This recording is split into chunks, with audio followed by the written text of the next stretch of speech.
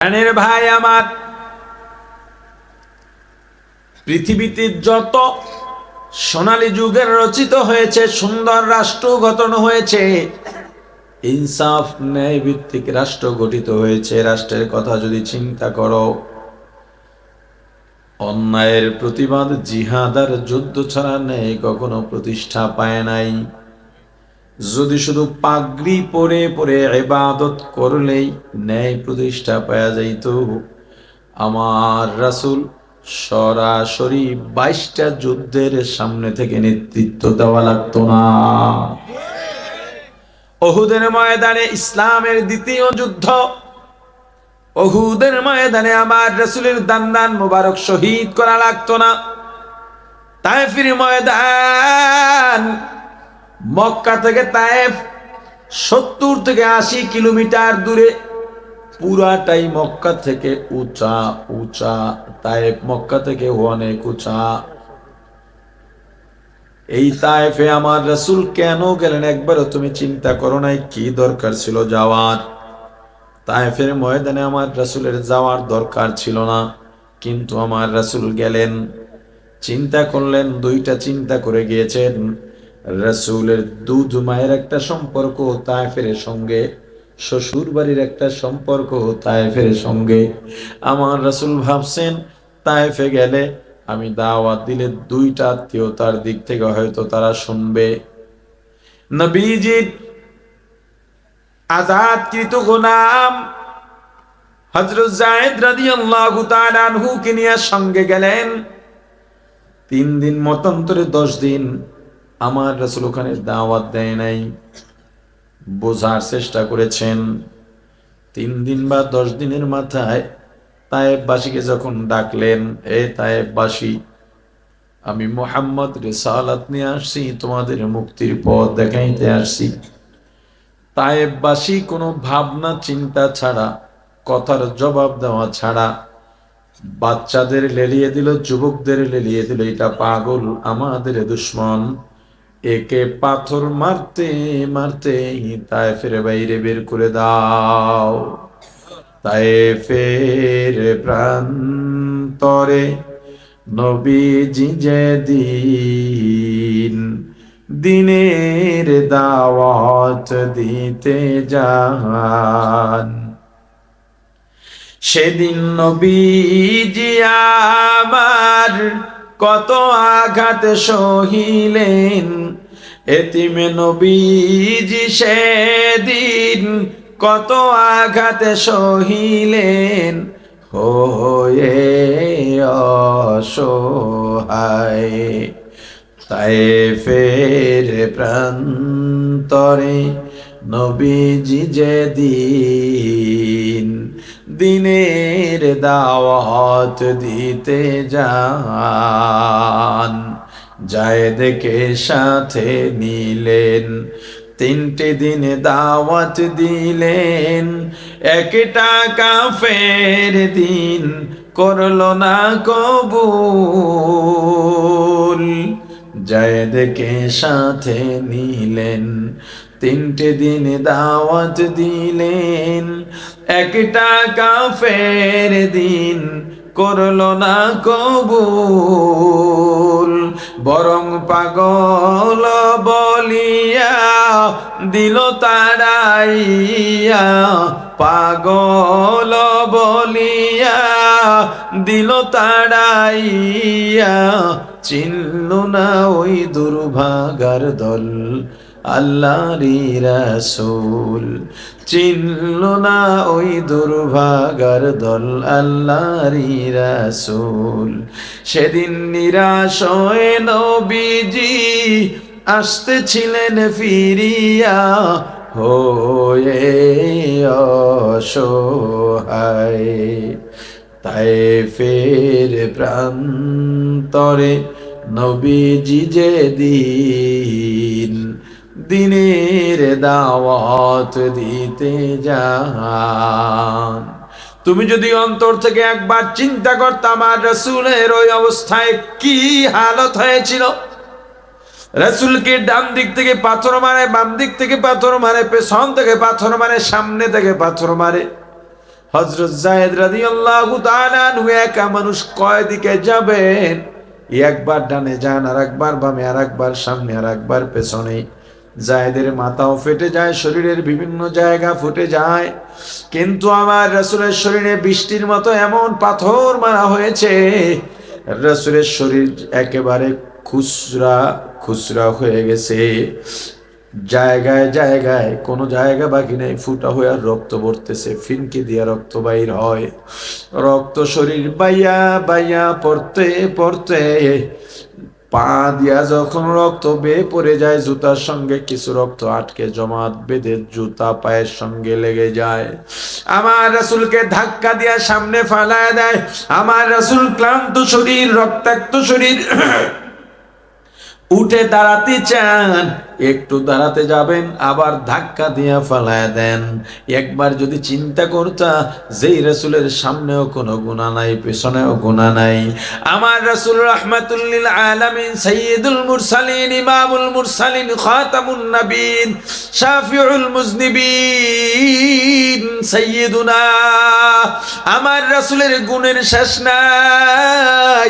আমার রাসূল সবচেয়ে বড় নেতা, আমার রাসূল নবীদের নবী, আমার রাসূল রাসূলদের রাসূল, আমার রাসূল রাহমাতুল লিল আলামিন, আমার রাসূল আখিরাতুর রহমত, আমার রাসূল দুনিয়ার রহমত, আমার রাসূল উম্মতের জন্য বড় রহমত, আমার রাসূল অমুসলিমদের জন্যও রহমত, আমার রাসূল দুনিয়ার পশু প্রাণীর জন্যও রহমত, আমার রাসূল এত বড় নিয়ামত, আমার রাসূলের ওই জায়গায় যাওয়ার কোনো প্রয়োজন ছিল না। একবার যদি চিন্তা করতা, তুমি মুসলমান, তুমি ইসলামের বাইরে গিয়া দাঁড়াইতে পারতা না, অন্যায় প্রতিবাদ হলে তুমি পক্ষে যাইতা, প্রতিবাদকারীর বিরুদ্ধে যাইতে পারতা না। নিজে তো প্রতিবাদ করোই না, যারা করে তাদেরও বিরোধিতা করো। এ যুবক, তোমাকে বলি, আমার এই রাসূল, যেই রাসূলের কথা বললাম, আমার এই রাসূল কেমন রাসূল জানো? আমার রাসূল দুনিয়াতে আসার আগের যুগের নাম ছিল আইয়ামে জাহিলিয়া, বর্বর যুগ, জাহিলি যুগ যাকে বলি। দেখো নাই, শোনো নাই, শুধু শুনছো। জাহিলি যুগ আসলে কেমন ছিল? জাহিলি যুগে নারীদের ইজ্জত ছিল না, দাম ছিল না, মূল্য ছিল না, নারীর কথা বলার অধিকার ছিল না। যখন যেই পুরুষের মনে চাইতো কুকুরের মতো ব্যবহার করত। একটা সময় নারী এমন ঘৃণার পাত্র হয়ে গেল, কোন দম্পতির ঔরস থেকে যদি মেয়ে সন্তান, কন্যা সন্তান জন্ম নিত, এটা লজ্জা, অমুকের কন্যা সন্তান হয়েছে, ওকে মেরে ফেলতো, না হয় দাফন করে দিত। কিন্তু আমার রাসূল, আমার মায়ার নবী, আমার দয়ার নবী, আমার রহমতের নবী দুনিয়ায় এলেন, ঘোষণা করলেন, যার একজন মেয়ে হবে, কন্যা সন্তান হবে, তার জন্য একটা জান্নাত, যার দুইটা কন্যা সন্তান, তার দুইটা জান্নাত, যার তিনটা কন্যা সন্তান হবে, তার জন্য তিনটা জান্নাত। আমার রাসূল আরো ঘোষণা করলেন, হে পুরুষ জাতি, জেনে নাও, আল জান্নাতু তাহতা আকদামিল উম্মাহাত, আও কামা ক্বালান নবী আলাইহিস সালাতু ওয়াস সালাম। আমার রাসূল বললেন, পুরুষ জাতি জানো, তোমাদের জান্নাত নারীদের পায়ের নিচে।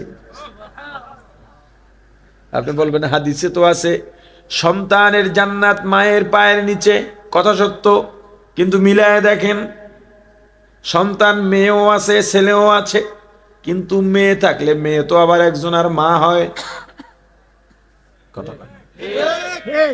কিন্তু পুরুষ কি কারো মা হইতে পারে? পুরুষ বাবা হোক, সন্তান হোক, জান্নাত কিন্তু মহিলার পায়ের নিচেই।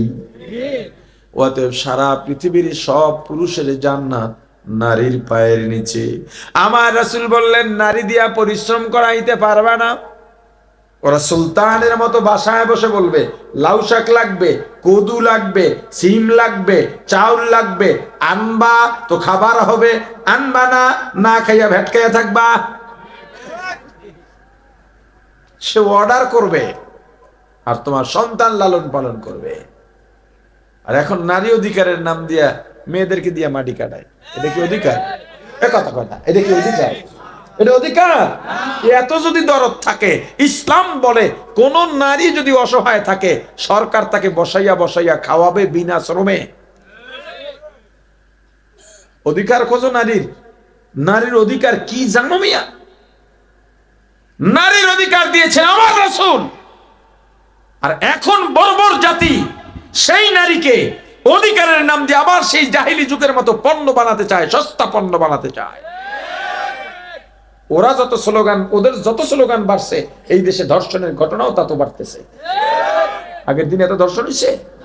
মহিলারা বেহায়া ভাবে এভাবে রাস্তায় বের হয়েছে? আমার দেখা, আমার আর বয়স কত, আমার মা চাচিরা রাতে বের হইতেন, এই বাসা থেকে ওই বাসায় যাইবেন, চাচার বাসায় যাইবেন। আগের দিন তো জাল কয় না, আপনাদের কি কয়? আগের দিনে তো জালে জালেও সম্পর্ক ছিল আপন বোনের মতো। আর এখন বনে বনেও ভালো সম্পর্ক নাই। তো বাসায় যাইতেন রাতে, তাও সাথী নিয়া। আগে তো এই বেহায়াপনা ছিল না, এখন এরকম থেকে ইসলাম নারীদের কতটা অধিকার দিয়েছে দেখেন। 4 শ্রেণীর মানুষকে সরকার বসাইয়া বসাইয়া খাওয়াবে কোন শ্রম না দিয়া। তার থেকে শ্রম নিতে পারবে না। সহজে বুঝছেন, প্রত্যেকটা কথা বুঝছেন পয়েন্ট বাই পয়েন্ট। কয় শ্রেণীর মানুষকে? 4 শ্রেণীর। কে খাওয়াবে? কেমনে? বসাইয়া বসাইয়া। শ্রম নিতে পারবে তাদের থেকে? 1 নাম্বার, ভালো করে বুঝছেন, 1 নাম্বার ওই শিশু, যেই শিশুর অভিভাবক নাই, তার কর্মদক্ষতাও অর্জন হয় নাই, হাড্ডি শক্ত মানে বালেগ হয় নাই, এমন শিশুকে দিয়ে কাজ করানো যাবে না, বসায় বসায় খাওয়াতে হবে ইসলাম। আর তোমরা যে হোটেলে হোটেলে বিভিন্ন দোকানে বাচ্চাদের রাইখা রাইখা কাজ করাও, এত মানবতা তোমাদের মধ্যে, ওদেরকে লেখাপড়া করাও না কেন? শরীয়ত নিষেধ করেছে। সরকার বসে বসে খাওয়াবে, এদের জন্য স্কুল করবে সরকার। কে করবে? সরকার। সরকার এতিমখানা করে ঠিকই, খায় সব চোর চোট্টারা। 2 নাম্বার ওই পুরুষ যার বয়স হয়ে গেছে, বুড়া হয়ে গেছে, কাজ করতে পারে না, লাঠি নিয়ে হাঁটে, সন্তান নাই, তাকে খাওয়াবার কেউ নাই, তার সম্পদ নাই, এই মুরব্বীকে দিয়েও কোনো শ্রম নিতে পারবে না। একে খাওয়াবার ব্যবস্থা করবে কে? জোরে। সরকার বিরুদ্ধ ভাতা দেয়, খায় কারা? চোর চোট্টারা। কথা বলে না। আমাদের বরগুনার একটা দলের একজন প্রার্থী, বরগুনা 1 আসনের, এই গত সপ্তাহে তার নেতা কর্মী নিয়ে বৈশা কি বলতেছে, গর্বের সাথে বলে, কাবিখা খাওয়ার হক কাদের? আমাদের। আমরা 17 বছর খাওয়ান পাইনি। বিধবা ভাতা, বয়স্ক ভাতা এটা আমরা খামো। ভিডিও হয়তো অনেকে দেখছেন, এটা আমরা খামো, আমাদের হক। ঘুরে বাটবা। হ্যাঁ, চিন্তা করেন, বিধবা ভাতা হ্যাঁ খাইবে। তুই কি বিধবা?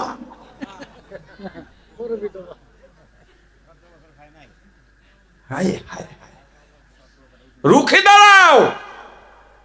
পরিবর্তনের সুযোগ যেহেতু এসেছে, ইসলাম মানুষকে ঠকায় না।